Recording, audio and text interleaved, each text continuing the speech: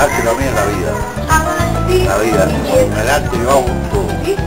Desde que me levanto hasta que me acuesto, es arte todo. Yo vivo con el arte porque es sentimiento hacia todo, hacia la amistad, hacia el amor, hacia la música. La música para mí es el arte más grande y el corazón más grande y todo está cerrado. Esa es la cosa más linda que se me da. Ya me damos que se siente en África.